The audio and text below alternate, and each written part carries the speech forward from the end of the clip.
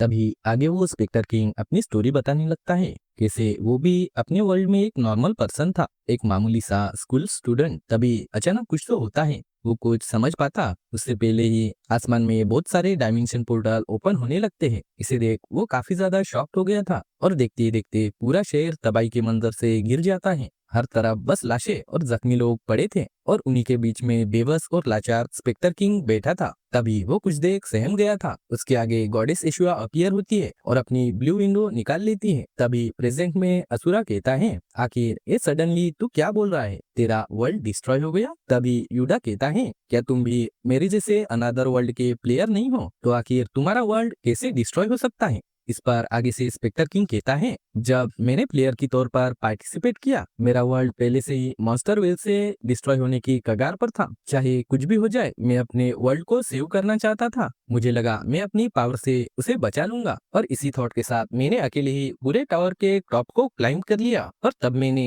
एक सच को जाना, जो भी पर्सन इस टावर के टॉप को कॉन्करर करेगा, उसको ऐसी पावर मिल जाएगी जिससे वो खुद का ही एक न्यू वर्ल्ड क्रिएट कर सकता है। इस बात को सुन यूडा कहता है, एक ऐसी पावर जिससे तुम न्यू वर्ल्ड क्रिएट कर सकते हो, क्या ये सच है? इसे सुन आगे से स्पेक्टर किंग कहता है, हाँ, मैंने उस पावर को यूज किया है ताकि मैं अपने वर्ल्ड को इस टावर में रिक्रिएट कर सकूं। मैं अपनी खुद की पावर से उन्हें प्रोटेक्ट और सेव करना चाहता था, क्योंकि मेरे पास ऐसी पावर थी जिससे मैं सबको प्रोटेक्ट कर सकता था। और अपनी मुट्ठी को क्लींच कर चिल्लाते हुए कहता है, लेकिन तुम हरामियों की वजह से सब कुछ खत्म हो गया। अगर तुम लोगों ने मेरे काम में इंटरफियर नहीं किया होता तो मेरी क्वेस्ट कंप्लीट हो जाती। तभी आगे से असुरा एक सिग्मा फेस बनाते हुए कहता है, चल अब ये कावर्डली एक्सक्यूजेस देना बंद कर, तू बस एक कावर्ड है। तेरे जैसा कोई पूरे वर्ल्ड को बचाना चाहता था तो फिर आखिर तू वहां से भाग क्यों गया जब तेरा वर्ल्ड डिस्ट्रॉय हो रहा था?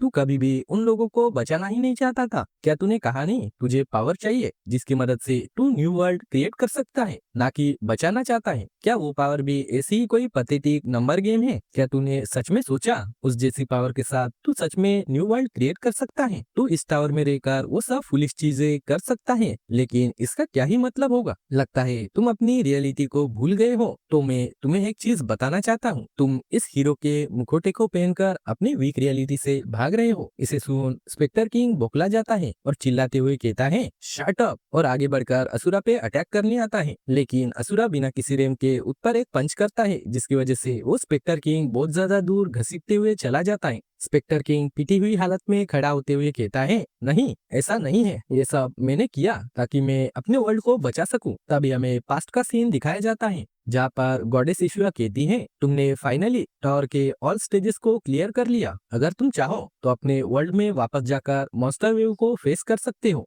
या फिर तुम एक स्पेशल क्वेस्ट को एक्सेप्ट करके टावर की पावर को इनहेरिट कर अपने वर्ल्ड को इस टावर में फिर से रिक्रिएट कर सकते हो। तो बताओ, आखिर तुम्हारी क्या चॉइस है? क्या तुम अपने वर्ल्ड में जाकर उन सभी मॉन्स्टर को फेस कर एक इनलेस वार का हीरो बनना चाहते हो, या फिर तुम यहाँ पे रहकर खुद का ही एक नया वर्ल्ड बनाना चाहते हो? इस पर स्पेक्टर किंग सोचते हुए कहता है, मैं टावर की पावर को इनहेरिट करके खुद का एक न्यू वर्ल्ड बनाऊंगा। तभी हमें प्रेजेंट का सीन दिखाया जाता है, जहाँ पर वार्निंग वार्निंग के मैसेज शो होने लगते हैं और वो पूरा टावर डिस्ट्रॉय होने लगता है। जहाँ पर सिस्टम मैसेज शो होता है, टावर सिस्टम कोलैप्स हो रहा है और जो भी टावर का डाटा था वो पूरी तरह से डिलीट हो रहा है। इसे देख यूडा कहता है, आखिर ये सब क्या है? क्या सच में ये टावर कोलैप्स हो रहा है? और पीछे पलट असुरा से कहता है, मास्टर, अब हमें क्या करना चाहिए? अगर ऐसे ही चलता रहा तो हम भी इस टावर में दबकर मारे जाएंगे। तभी आगे से स्पेक्टर किंग कहता है, गॉडेस इशुआ ने मुझसे एक बार कहा था, इस वर्ल्ड के हर एक टावर अल्टीमेटली एक बात से कनेक्टेड है। मुझे इस बात का मतलब पता नहीं चला, लेकिन फिर भी अगर तुम लोग उस बात के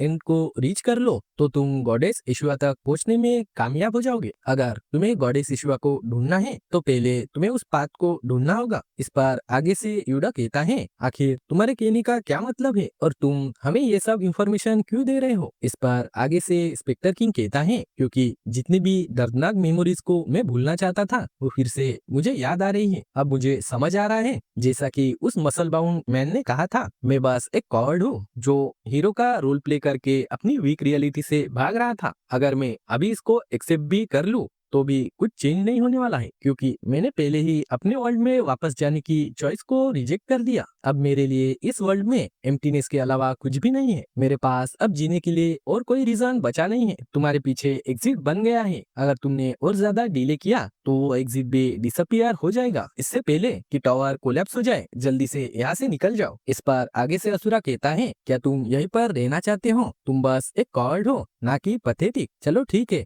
तुम्हारी जैसी मर्जी। अगर बाद में मैं उस औरत से मिला और उसे क्रश कर दिया तो मैं तुम्हारे भी शेयर को कंसीडर करूंगा। इसे सुन यूडा कहता है, मास्टर क्या आप सच में इसको ऐसे ही छोड़ने वाले हो? वो भी हमारे साथ बाहर आ सकता है और गॉडेस इशुआ को ढूंढने में हेल्प कर सकता है। इस पर आगे से असुरा अपने गेज को रिलीज करते हुए कहता है, साइलेंट हो जा बच्चे, वो एक लाइफ और डेथ मैच में डिफीट हो गया है। अगर एक विक्टर हारने वाले की जान को ना लेकर उसको खुद की मर्जी से मरने का मौका दे तो ये क्या ही ग्रेटर मर्सी होगी। और वहां से चलकर जाने लगता है। तभी नोआ कहती है, यूडा चलो जल्दी चलो, ये टावर जल्द ही पूरी तरह से कोलैप्स हो जाएगा।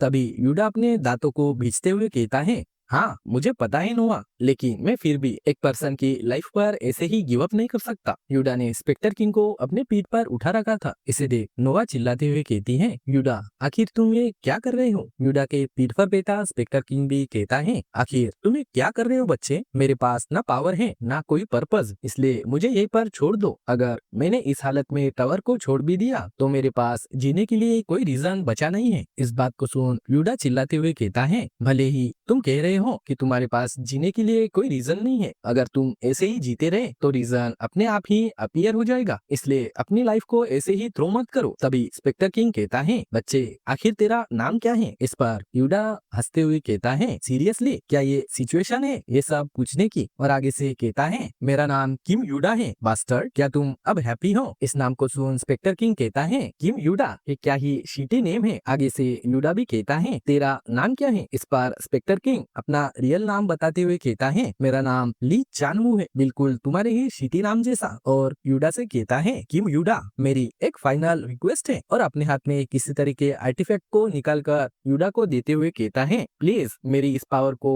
अच्छी तरह से यूज करना। इसे देख यूडा चौंकते हुए कहता है, आखिर तुम ये सडनली क्या कर रहे हो? जल्दी से इसे वापस रख लो। आगे से स्पेक्टर किंग कहता है, अगर मैंने इस हालत में टावर को छोड़ भी दिया, बिना सिस्टम के पावर के इस बॉडी को मेंटेन करना इम्पॉसिबल है। और स्पेक्टर किंग की बॉडी वहाँ से वैनिश होने लगती है। तभी वो कहता है, यूडा तुम्हें अपने ओरिजिनल वर्ल्ड में वापस जाना होगा। इसे सुन यूडा बस स्पेक्टर किंग का नाम चिल्लाते रह जाता है। तभी सिस्टम मैसेज पॉपअप होता है, वार्निंग शो होती है, टावर पूरी तरह से कोलैप्स हो रहा है, इस टावर का पूरा डाटा परमानेंटली डिलीट हो रहा है। और एक मैसेज पॉपअप होता है, नंबर 312 टावर पूरी तरह से डिस्ट्रॉय हो गया है। इस मैसेज को थ्रोन पर बैठी गॉडेस इशुआ पढ़ रही थी। तभी वो एक सिनिस्टर लुक के साथ में कहती है, अभी तो बस एक ही टावर डिस्ट्रॉय हुआ है, तुम्हें और भी ज्यादा हार्डर मेहनत करनी पड़ेगी।